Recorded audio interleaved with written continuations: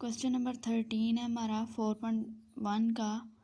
Prove that 1 square minus 2 square plus 3 square so on plus -1 की power n minus 1 n square is equal to -1 की power n minus 1 n into n plus 1 divided by 2 whenever n is a positive integer. वही same method है, basic step करना है। सबसे पहले मैंने अपने क्वेश्चन को लिख लिया, n is equal to 1 put किया। अब हम किसी में 0 पुट कर रहे हैं, किसी में 1 पुट कर रहे हैं। वो इसलिए कर रहे हैं क्योंकि हमारी ये वाली साइड्स इक्वल आनी चाहिए, तभी ये ट्रू प्रूव होगा। ठीक है, तो ट्रू करवाने के लिए हम लोगों ने इन साइड्स को इक्वल लाना होता है। तो किसी की वैल्यू 0 पुट करने से इक्वल आ रही है और किसी की 1, तो इसमें हम लोगों ने n is equal to 1 put किया। मैंने क्वेश्चन को लिख लिया। अब यहाँ पे n माइनस 1 है, तो n की जगह पे 1 माइनस 1, n की जगह पे 1 का स्क्वायर ले लिया is equal to -1, n minus 1 था -1 एज इट इज़, n की जगह पे 1 माइनस 1, n की जगह पे 1 n 1 प्लस 1 डिवाइडेड बाई 2। अब 1 माइनस 1 0 आ गया, 1 का स्क्वायर लिया 1 आ गया इज इक्वल टू 1 माइनस 1 0। अब 1 प्लस 1 2 को 1 से मल्टीप्लाई किया 2 इज डिवाइडेड बाय 2।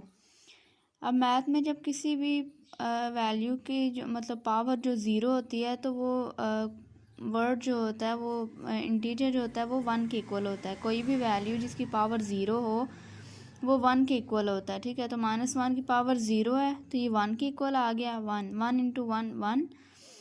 अब ये इसकी पावर भी फिर 1 बन गई, 2 और 2 से कट हुआ तो 1 इज इक्वल टू 1 आ गया। ये हमारा बेसिक स्टेप कंप्लीट हो गया।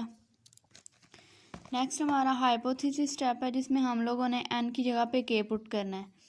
ये मैं लिख लिया। इसके अब हम लोग n की जगह पे k पुट करेंगे।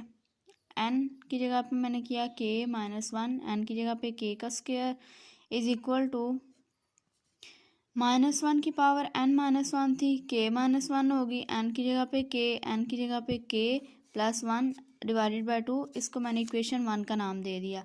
ये हमारा हाइपोथेसिस स्टेप भी कंप्लीट हो गया।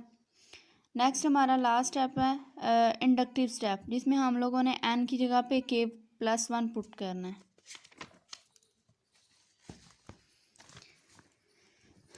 अब हम लोग इसमें k प्लस 1 पुट करेंगे। ये देखें, n की जगह पे k प्लस 1 माइनस 1 साथ आ गया, n की जगह पे k प्लस 1 और ऊपर स्क्वायर आ गया इज इक्वल टू -1, n की जगह पे k प्लस 1 माइनस 1, n की जगह पे k प्लस 1, अंदर भी n की जगह पे k प्लस 1 और ये प्लस 1 साथ आ गया डिवाइडेड बाय 2। अब हम लोग इसको मज़ीद सिंप्लीफाई कर सकते हैं।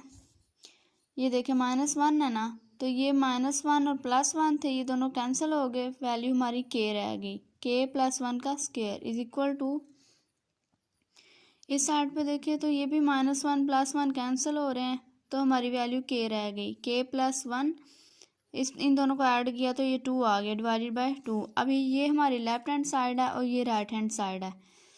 लेफ़्ट हैंड साइड ले ली मैंने। ठीक है, अब मैंने बताया था कि जब हम लेफ़्ट हैंड साइड ले लेते हैं तो यहाँ पे जो भी वैल्यू होती है हमने उससे प्रीवियस वैल्यू ऐड करनी होती है, और वो हम कहाँ से लेते हैं, जिसमें हम स्टेटमेंट में हम के पुट करते हैं। इसकी प्रीवियस वैल्यू मैंने यहाँ से ली, जिसमें हम लोगों ने n इज़ इक्वल टू के पुट किया। ठीक है, तो यहाँ पे जो भी वैल्यू होती है वो उसकी प्रीवियस वैल्यू होती है, तो मैंने ये यहाँ पर ऐड कर दी।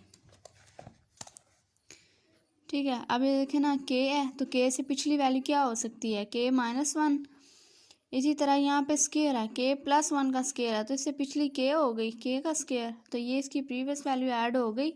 नेक्स्ट ये जो थी ये हमारे साथ इधर इसके साथ आ गई। नेक्स्ट हम लोगों ने इस सारे की वैल्यू लिखनी है, इस यहाँ से लेनी है इक्वेशन 1 से, सॉरी ये वाली है, ऐड प्रीवियस वैल्यू कर ली। उसके बाद इस सारे की वैल्यू हम लोगों ने इक्वेशन 1 से लेनी है। इक्वेशन 1 ये बनाई थी, इस सब की जगह पे मैंने ये वाली लिख ली। ठीक है, अब इसकी जगह पे तो ये वाली आ